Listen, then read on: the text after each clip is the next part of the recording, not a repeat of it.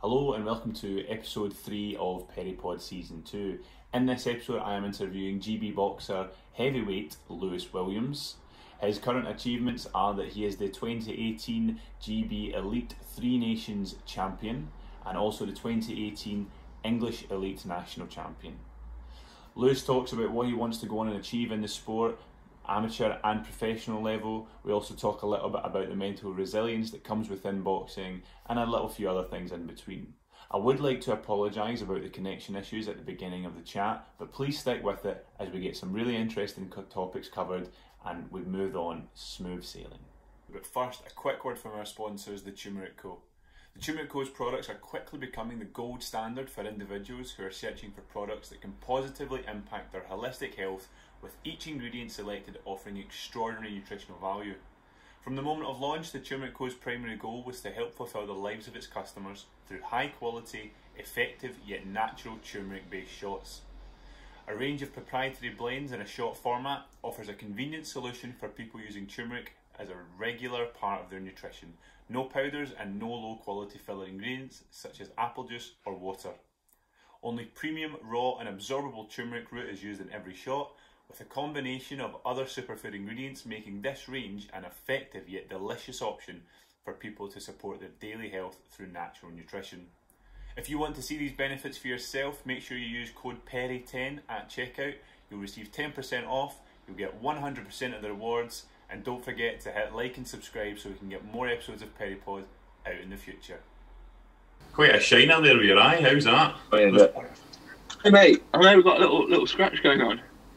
It's not little. Mate, I don't usually get them, but I've got this right scratch on me now.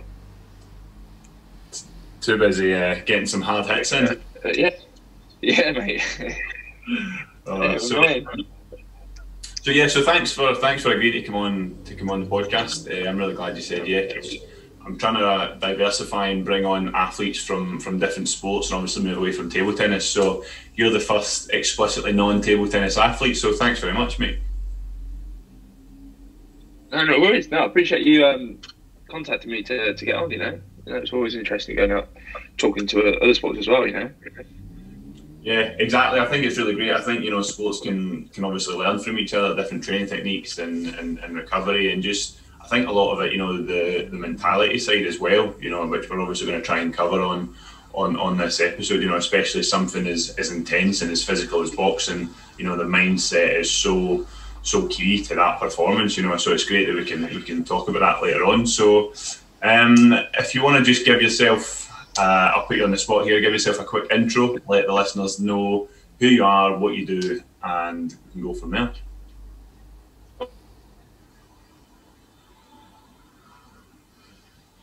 Well, my name's Lewis. I've got like 3 years, and we're going for it all really, going for all the medals we can.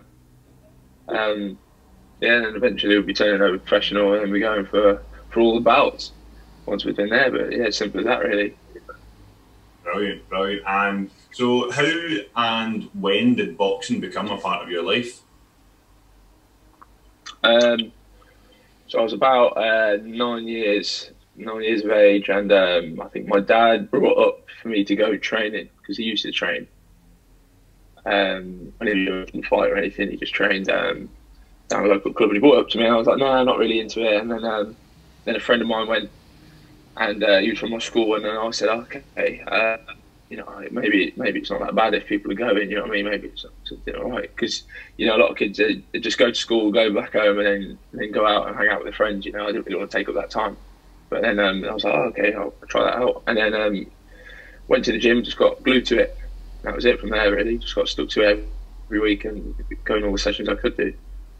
Yeah, and obviously, you know, you said going there from such a young age, was that quite intimidating, like for the first time walking into the boxing gym? Because, you know, I think a lot of time boxing gyms have really like negative connotations, you know, that it's like big old guys that are gonna like smash your head in, but actually usually boxing gyms tend to be quite friendly. Is that something that you've found? Yeah, well, it's a bit strange to start with. Like, I was always quite independent. So my dad took me along, pretty much just introduced me to some of the coaches. and then the next day they were like, yeah, bring up the next day that we're training. Kind of just ditched me there and was like, yeah, crack on then, and I'll see you when you're finished. And then from there it was right, really. So I was quite an independent person with it, but no, I wouldn't say it was intimidating. Maybe because I was too young to really know what was really going to go on, you know. Just kind of jumped into it, but yeah, it wasn't so bad to start with. But yeah, I suppose you kind of then once you start getting into the boxing and everything, and you're figuring out like who's good and who's bad. You're not, oh, you know, I don't want to spar with them. You know, as you're beginning, you know, and going and challenging those people, you know, and then you're going, actually, I can get him, and then you know, you end up thriving from that challenge and wanting to go in with certain people and spar, you know. So it's quite a cool thing, really. But yeah, I was quite fortunate that I wasn't into from an early age. You know, I was quite good to just go in and jump in, you know. And I said, so you started from a young age, and kids, you know, kids are like super versatile. They can just jump headfirst into everything, you know. As you said, that's what you did. So being involved from that young age, you know, was there like an idol that you looked up to? Was there someone in boxing that you were like, wow, you know, they are amazing, I want to be like them, and then did that sort of like keep you going and keep you motivated as a young kid? Well, to start with, I wasn't into boxing at all, you see, so I just did it just because it seemed like it would have been fun to do, you know. And then, yeah, so I jumped into it, and then I started really liking to it. And my dad was, you know, on the drive back, he was asking me about it, talking to me about boxing, and then he brought up Muhammad Ali to me. And eventually, I'm not sure if it was my mum or my dad, but I got a DVD of Muhammad Ali and watched him. And I was amazed that he just couldn't be hit, you know, just couldn't be hit, and just made like these other professionals look like novices just by dancing around them for a few rounds and then pinging them off and putting them away, just and then talking rubbish to him and predicting his fights. And I thought that was amazing. So from there, I was then taking his style from watching this DVD of him, this like documentary, and taking that style and pinching bits and taking it into the gym, you know. So yeah, it was him that I idolised and then wanted to push on to be, you know, my end goal, you know, just like Muhammad Ali. Yeah. So when did it sort of click that actually, you know what, I want to do this as a profession. I want to keep going and become a professional boxer?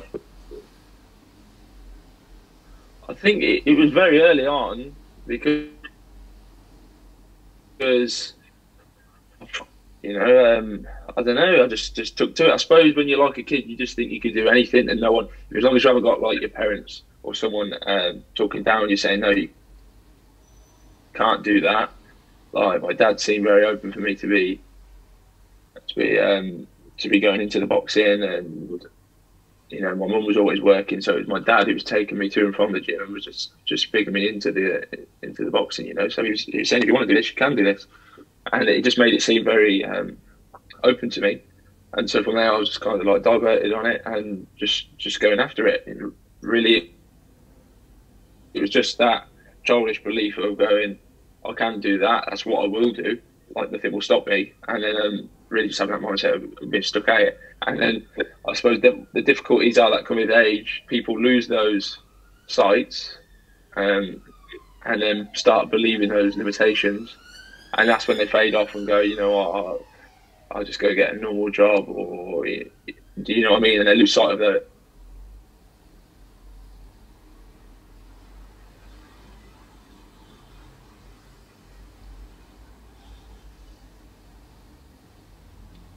Oh, lost you. Sorry, we're back. I think I'm having issues with the Wi-Fi at the moment. I'm trying to disconnect every device at one point and try and just keep that. Oh yeah, I get you. So yeah, I think we should be good. Right. So yeah, sorry, you got a little bit cut off there towards that. When did I get to? I think we got the main message of, you know, like you kept those childlike dreams, you know, and you didn't let growing up and being an adult affect that, and you touched on people getting bogged down by believing they had limitations, when actually, you know, I think as people, we don't have limitations, we can always keep going for better. Yeah, that's it. And, yeah, like I said, when you get to I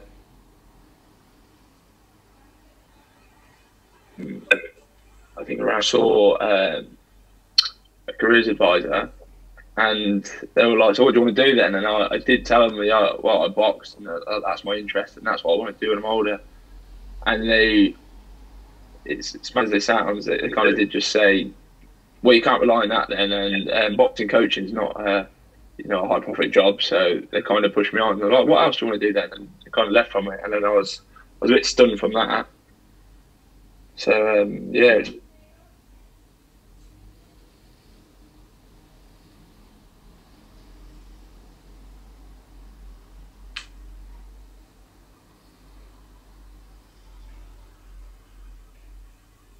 Hello. Hello, sorry mate, no idea what's going on today. It's all right. Yeah, so your career advisor told you that actually boxing wasn't going to be an option, and you should get a real job then. Pretty much, yeah. It's quite mad, and yeah, just swerved away from it. Like that, it was at that point I kind of thought, oh, maybe I am stuck in these childish ways of believing it, you know. But you know, I'm doing it for my job now, so yeah, I'm loving it. But yeah, it's quite crazy to think that it's pushed away so easily, you know. Yeah, no, I think that's great. You know what you said about the limitations. You know, because if you look at your social media profiles, you know, one of the first things that jumps out is that it says future heavyweight champion of the world. You know, and I think a lot of people that maybe didn't have like a sporting mentality or something like that could look at that, and it might come across as like, oh, he's just a young lad that's a bit arrogant. You know, he's future champion of the world. But actually, I think when you have that sporting mindset and the fact that doing what you do in boxing, would you say that you need that mentality of like you're going to be the best in the world, because ultimately you're trying to not get punched in the face? Yeah. So it's I'd like to say it would be quite similar in all sports, you know. I mean, I suppose you can't, especially in boxing, you can't really go in like, let's just see how it goes, shall we? You know what I mean? Because like if you get challenges and everything, you need to be able to come back and be right, you know. So you can't just go, we'll see how it goes, and you know, if you lose, you lose. You know, it's not like that. Or if you get hit hard, you can't just give up, you know. So yeah, I would say, I would think it would be similar to all sports, but that sense of what would you call it? That confidence. I would say it's confidence. Some people would say that's cocky. Just even that little bit of writing. And yeah, you're right. I've never thought of it like that, actually. That some people might come across it and just think, what an idiot. But no, I believe that you gotta be focused on what you want, and you can't hit an aim. You can't hit a target that you have an aim for, you know. So you've got to have your sights on it, otherwise you're not going to get it, are you? Yeah, no, I totally agree. I think that's a great way to put it. You know, you definitely can't hit a target that you've not aimed for. So, you know, to see that on your profiles as an athlete, my first thought was, you know what, this guy's going for it. He's putting everything into this, and you know he's going to give it everything to achieve that. And what I love about yourself and all the other GB boxers is boxers can sometimes get this sort of false persona of being quite you know, mean and not very sociable, and whereas actually, you know, we see you guys in Sheffield at the EIS all the time, and all the boxing teams so friendly. You know, you're all up for a laugh and a joke. And you know, do you think how important is it to have that sort of mindset switch? Because when you guys go in the ring, you're all absolute animals. You know, like you fight and fight and fight, and you're all obviously incredibly skilled at what you do. But how important is it to have that switch from being who you are in a day-to-day life, you know, very nice, chatty, sociable, friendly, to actually, you know what, I'm gonna absolutely do you here? I suppose that switch I suppose it's quite as simple as if you stepped into the ring and you've got someone in front of you and they're literally trying to rip your head off, like, then what are you going to do about it? You know, so you're going to do it do it back, aren't you? You know, you're not going to let them do it. So you're going to switch instantly. And I think anybody should be able to go, right, okay, then if this is how it's going to be, if you can give it back, you will give it back. So, you know, I think it's as simple as that. And then, I just think it's as easy as that, really. Like, you're going to switch by force, aren't you? Otherwise, you're going to step up to the plate, meet them and beat them, or you're going to go under and crumble, you know, so easy as that. Yeah, brilliant. And you know, so resilience, it's a word that's thrown around in sport a lot, and, you know, especially in boxing, you quite literally get knocked down. You know, everyone talks about getting knocked down in life, you know, and getting setbacks, but in boxing, you know, you literally do get knocked down, and you guys go through some really grueling, tough workouts, you know, so is that something that takes an impact on your mental health? Because obviously you're dodging punches to the face, you're putting your body through hell just trying to be at peak fit all the time. Like, what's the mental effects on that, or does it just build this resilience? Yeah, I would say it just builds the resilience.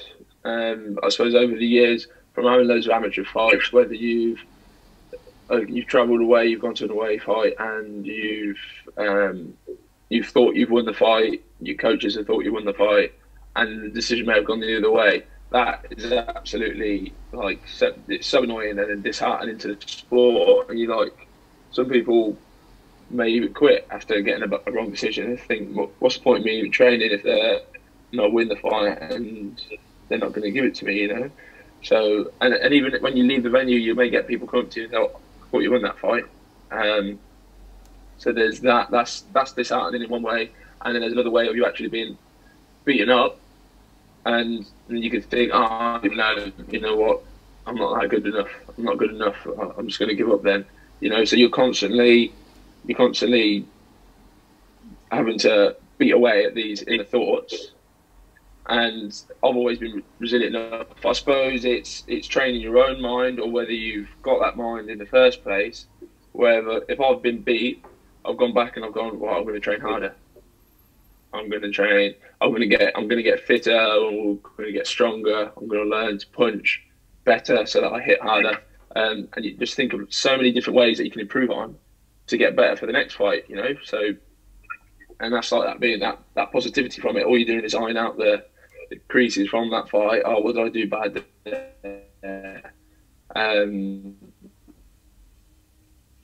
And then improve on it, and then, you know, build setback, and then I'll go, right, I'm going to train an extra day of the week, and eventually I ran out of days. I was training each day of the week until I eventually got onto GB, and then they were saying, no, you can't train 7 days a week because your body can't run like that. You know, as you know, like you burn out. But I was still quite young, so I was able to. I was probably like 18 when they told me. But then also when I got into GB and the training picks up, you do 3 sessions a day there. You can't do 3 sessions a day, 7 days a week, can you? So yeah, it soon picks up on you. But yeah, taking those setbacks and then literally just going back at it again and being resilient, like you're saying, going back at it, and you've got to try again, because it's not an easy. You either got it or you haven't. It's not as easy as just sweeping up. You got setbacks and you got falls and drawbacks from it, you know. And yeah, I'd say, I mean, there's always going to be negative thoughts, and I think you've got to be in that case if you don't have those negative thoughts, because your mind's there and your conscious is there to protect you and save you. That's in our DNA, isn't it? But it's a case of going back at it and then thinking, oh no, that's actually conscious and going back at it again, you know. Yeah, I think that's great. So, you know, when you're in these, I mean, 3 workouts a day, you know, is obviously it's quite, I mean, it's very intense. You know, it's not as if you're just sort of having a play around. You're doing obviously some serious work. So when you hit that wall that you inevitably will hit at some point, you know, whether it's day 1 or day 10 of a camp or whatever it may be, you know, what thoughts go through your mind to push through that pain barrier or that mental block, or, you know, just if it's just, you know, one of those days, you know, what do you tell yourself to be like, right, you know what, let's get through this? I think what will be the same thing for every boxer is there's someone out there that you're preparing to fight, whether you're in that camp and you're going to a tournament and to fight many countries, many people within a week or two, and you've got to fight again. They're training to try and rip your head off and beat you and take away what you're enjoying. You're in the sport, trying to beat you up. So what are you going to do about it? Are you going to just start and go all depressed about it and go, you know what, okay, I'll take it easy now, or you're going to go, well, no, I'll train harder than him. I'll train better than him, smarter than him, harder than him, and then we'll go into that tournament confident, knowing that I've done everything that I can to beat you, and then I'm going to show it. Yeah, I think that's great. You know, it's almost like you're in a race and the guy's on your heels. You've got to be like, yeah, that's it. I'm ahead of you no matter what.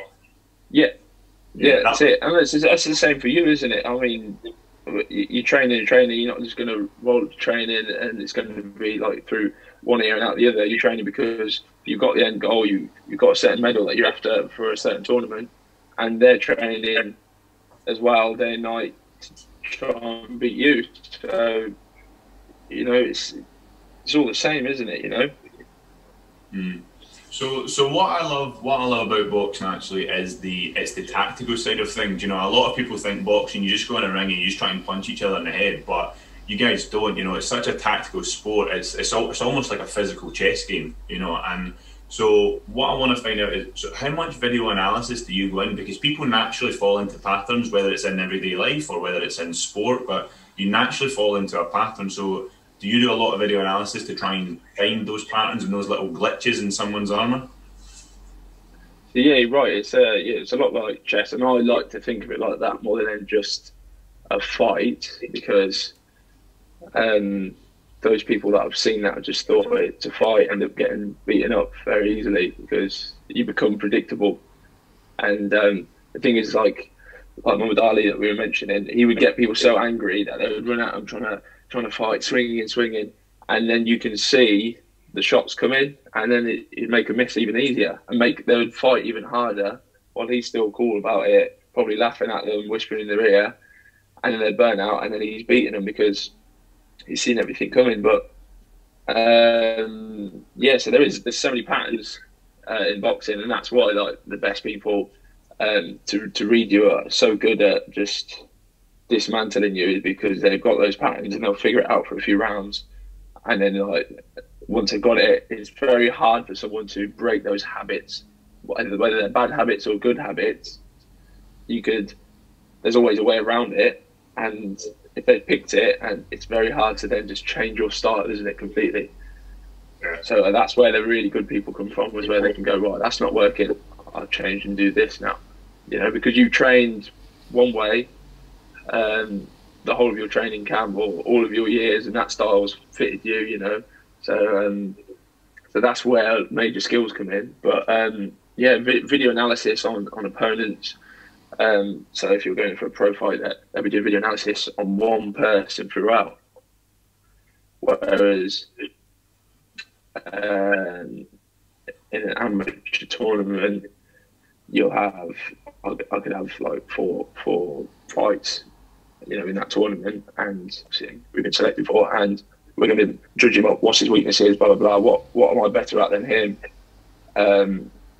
Where's the holes in his armor? You know, and then figure him out, and then put the plan together, and then take him apart from it. You know.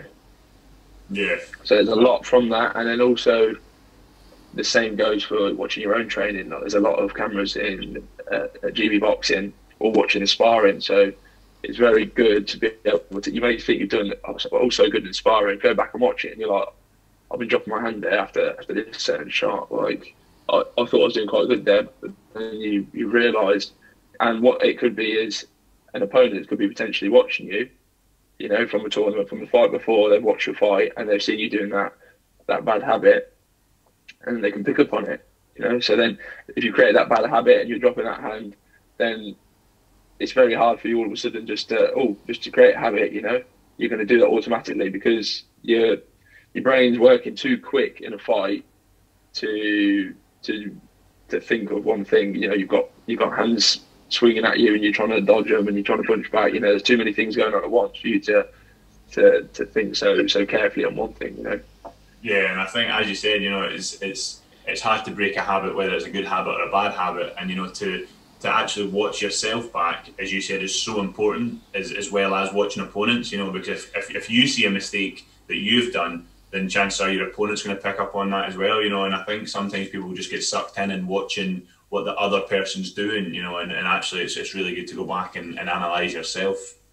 Yeah, exactly. Like I've done recordings of me just being on the pads, and I've gone to like post it on social media to show everyone, and then I've gone, oh, I don't like that because I've dropped my hand there or whatever. And really, I'm being too technical with myself, and most of the people that are watching it aren't bothered about that. You know, they just want to see my bit of training. You know, or I could see the professionals on the TV doing something, and they're doing it looks good, but I haven't judged their their technical ability just from them punching a pad or a bag.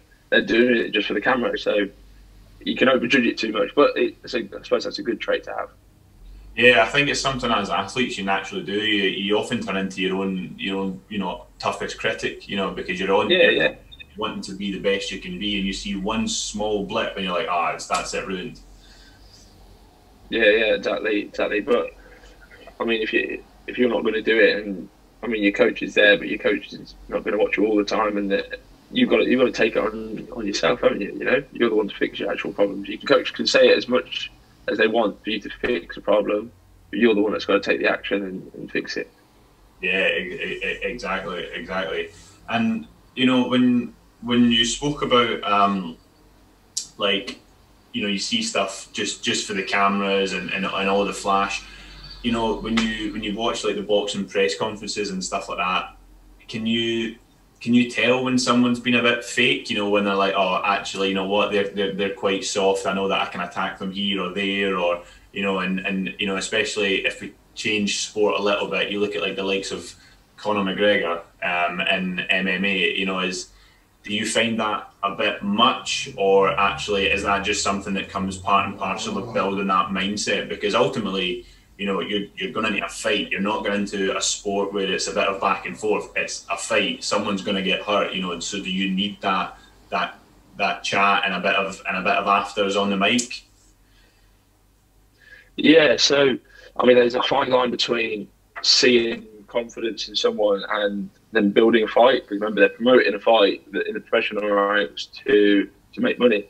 So, so there's that, and also, it's also hard for me to see what's bad and what's good, because I grew up watching Muhammad Ali as the first boxer and first inspiration. So, and he was the worst for it, you know, and people hated him to start with, and then they loved him for it.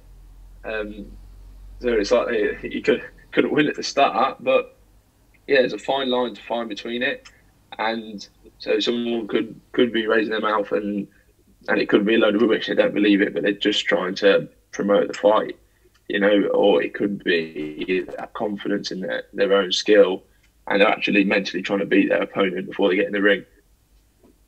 You know, and break them down, just like Muhammad Ali was, and he was talking to them, getting them angry, and then when they'd come into the fight, they'd burn out after a few rounds, and you'd see the shots coming because they're doing it out of anger rather than, you know, boxing and technique. Out of anger going for a fight, and it's until the fight commences that you see whether it was all talk, you know, and then they're quiet about it afterwards and go back onto the next fight and do the same thing probably. Yeah, so you say going on to the next fight. In professional boxing, you tend to have, you know, at least a few months before you know, in between fights, you know, before your next fight. So can you, for those listening that don't quite understand the differences between professional and amateur boxing, you know, you've mentioned that you go to tournaments. You know, a professional boxer would never, you know, put on a tournament and fight 3, 4, 5 matches in the space of a week to 2 weeks. You know, so what are the main differences there between amateur and professional boxing? So what I'm fighting is 3 3-minute rounds. And then a professional will go up to 12 rounds, 12 3-minute rounds. So that'll be the reason, because obviously it's going to be absolutely grueling doing 12 rounds, and you couldn't turn around and fight the next day. and do another 12 rounds. Not these days anyway. But yeah, so that'd be the reason. And also, I suppose the build up for these fights, and obviously they want you to pay for these fights, £10 here, £20 here. They couldn't sell you it, a Friday and then a Saturday, so they've got to build it up over time, loads of talking, loads of promotion on the TV, and then get you to watch that fight, But I think the skills come from the amateur days where you're fighting, adapting in such quick time. In 9 minutes, you've got to adapt and be able to win those 3 rounds. To then take that into the professional game where you've got so many more rounds to then adapt and beat them, break them down over those rounds and win the fight, Yeah. So just when you said they're breaking someone down, in terms of if you're on the defensive, and someone catches you quite hard, say in the head or a tough body shot, is it mentally? I mean, I grew up with 3 brothers. We would fight in our scraps, and as you do with your brothers and sisters, and yeah. If someone got you a little bit hard, you'd probably lose your cool and start swinging out. So how mentally tough is that in boxing to take a hard hit and to not forget all the training and not forget that you're there to do a job and just lash out? You've got to be disciplined. That must be incredibly difficult. Well, it's different in some cases because some people may take a shot and then you may see them and they'll break down a bit and they'll step off the pedal a bit and they'll go, oh, that hurt, and they'll step back and not want to fight because they don't want another punch like that. And then you jump on them for it. So, and then, you try and put them away for it. Or some people, you may land a good shot and then they may come back at you with anger. But then you could still read that again. You could read that, I've hurt you there. And because they've come at you with anger and they come swinging, and you may see, like you're saying, not thinking, you may see some more opportunities as they come running at you with punches and a few more openings and land a few more shots. And then you kind of work them into a cycle of messing up even more because they get more and more angry, more predictable, and they're wasting more energy doing that and tiring themselves out. So it's very, very mind battling, and it can be in all ways, Mm. Is it something that you've ever done, like someone's caught you quite hard and you've lost a bit of concentration and lashed out and then gone, actually, you know what, I shouldn't have done that, I need to reset here? Well, sometimes it can be a good thing that you can lash out and give them a load of punches, and then it works for your benefit, So it can work for your benefit. It's all about who's in front of you, what you can get away with, or sometimes you can get hit by a shot, and then it's a game of then trying not to give anything away, and you're acting out as if it's cool, nothing hurt. You carry on as if everything's normal, like it was nothing, So it's all mental battle. So it's all about who's in front of you and how you can persuade them to thinking not how they want you to, how they want to be thinking, making it as negative for themselves. Yeah, and so talking about who's in front of you, and you've said earlier, obviously, that future heavyweight champion of the world. You've actually sparred with 2-time heavyweight champion of the world, Anthony Joshua. So when you get someone like that in front of you, what's going through you? It's a bit of a difficult one, really. I mean, I've sparred quite a lot now, probably from when I've started to spar, when it was like my first spar. Maybe it was a bit like, why am I doing this then? I'm only I'm probably like 17, 18. It was like probably like, why am I jumping with him then? He's so much heavier than me and everything. But then you get to sparring and then you're like, actually, this is bad. It's just the same thing as we're doing before. We're just sparring, So it's still a boxer, it's the same as everybody else, it's just a good one. So it's just the same thing, really. I suppose you could have come across the same sort of things, it's not as bad as you think, your mind can make things worse than they are. It's a good job I'm quite cool-headed and don't, go off into such a bad mindset, and I'm quite chilled out with things. But it can be a bit like, well, that's heavyweight champion, I'm jumping in with him. What's the reason for me jumping in with him? because I'm actually really good. So I will get in there and do a good job, and you know, you can take the benefit out of it. So I'm quite lucky myself that I'm quite positive thinking, and would take the benefit out of it, and it makes my job a lot easier. You know. Yeah, I think that's a great mindset, and that's something that a lot of, in particular, young athletes can learn from. You know, is don't play or don't fight if you're a boxer. You know, don't fight the name. You know, you could have, as you said, went into that ring to spar with Anthony Joshua and been like, oh my God, what do I do? It's Anthony Joshua. How can I? Yeah, and then you bugger it up. You bugger it up and get beaten up or something like that. You know, so you beat yourself that way, really, haven't you? You know, so it's, yeah, you can look at it like that. Actually, it's quite a cool opportunity, and then jump in there and do your job. And then now, from there, from being just a kid, you know, now to sparring all the time as if it's just anybody else. Yeah, you're there for a reason, you know, and it's because you've earned it and you've earned that opportunity. And I think, you know, that's something that you see a lot of across every sport. You know, as we said, the sort of, let's say, lesser player, you know, will come up against, you know, a big name or whatever and just crumble and not put any of their ability on show, you know. And it's actually, as you said, it's, you know, it's all about understanding that you're there for a reason. You know, whether if it's a competition, you've won the previous round, you know, so you deserve to be against this top name, or if it's, as you said, if it's boxing and someone's asked you to spar with them, there's an obvious reason for that, and it's because, you know, they've got that respect in you to give you the shot of sparring with them, you know. So I think you couldn't have answered that better, you know. Just so don't play the name, play your own game and stick to what you know. Yeah, that's it. Yeah, it's an interesting one how athletes can go about these problems where you may think ordinary people couldn't handle it. You know, that makes athletes quite special. And speaking of making athletes quite special, what's next on the cards for you? You know, have you got any chances of Tokyo and things like that, and then obviously professional? What's the build up for Lewis Williams? So at the moment we're waiting on the next qualifier coming up. So I was reserved for that.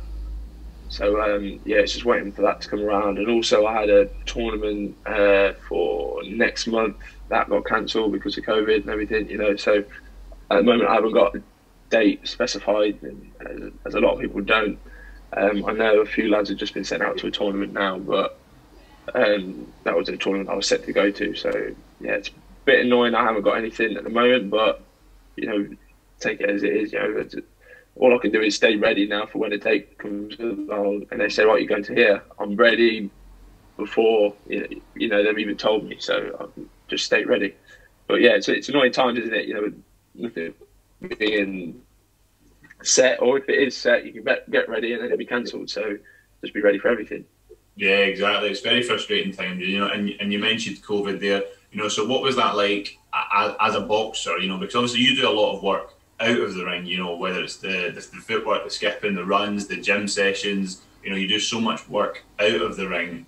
So what was it like when, you know, when this whole situation unfolded, especially in the UK, where you were told, you know what, you're not allowed in a ring, you're not allowed to spar, you're not allowed to go near anyone. You know, how tough was that? That I found quite mad. It showed how much activity I did and do on a day-to-day basis, because it was driving me quite nutty to be still for so long. So yeah, I was losing my head a bit like that. But literally just getting out, doing your running, doing what training you can do in the garden, just burning up that energy and you know. But yeah, it's frustrating. But you know, it's only for a certain amount of time, and eventually we come out of it. And you know, eventually be able to do a little bit more. You know, I think was it like it was what once a day you can go out and do outdoor exercise. So I was using that to the best I could and absolutely burn myself out. And then eventually I think you could go out a couple of times, wasn't it? So yeah, I could use that even more. You know, but yeah, it made you realise how much you do. You get a little bit of a break, but to me, some people can take that quite well and come back quite fat. I can't. I've got quite a lot of energy to use up and really want to keep going. So that really frustrated me more than anything, rather than just a break. Maybe I had a break for like a week or so, something like that. But even that, in that time, it wasn't doing the thing. I was still training, just a little bit lighter, and then picked it back up again because what else have you got to do? Yeah, exactly. You've got no other choice, have we? So you must be loving it being back in the ring at the moment, then. Yeah, absolutely. Yeah, I mean, I enjoy every day going train. I don't miss a week, don't miss a day, because I just love what I do. So what's the point in missing out on it? So it's now it's a privilege. We don't want to be losing it.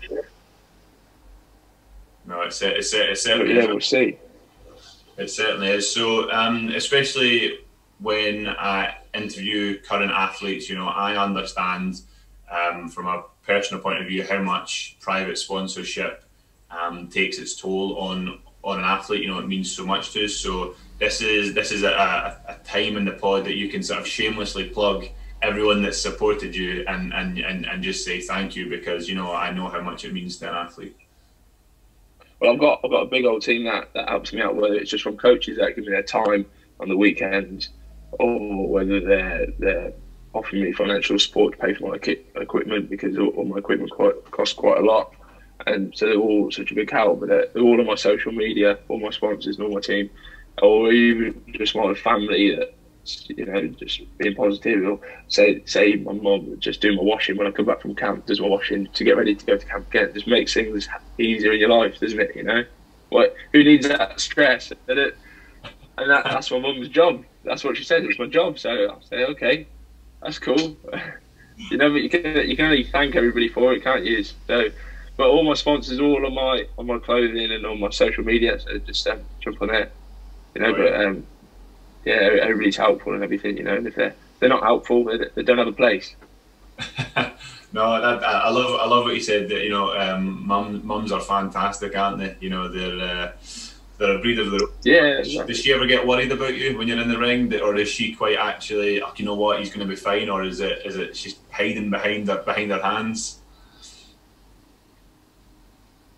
Well, it was to start with, when I was doing shows, like, she would come out to a few of them, and then what would happen was she'd be waiting. Then when I'd come walking out to the ring, she'd then go to the toilet and not watch the fight, right, in the venue. So she'd do that, and then I was thinking, what's the point of that? And then I'd come back after I've won and everything. I'll come back, go and see my family, and she'd be like drunk.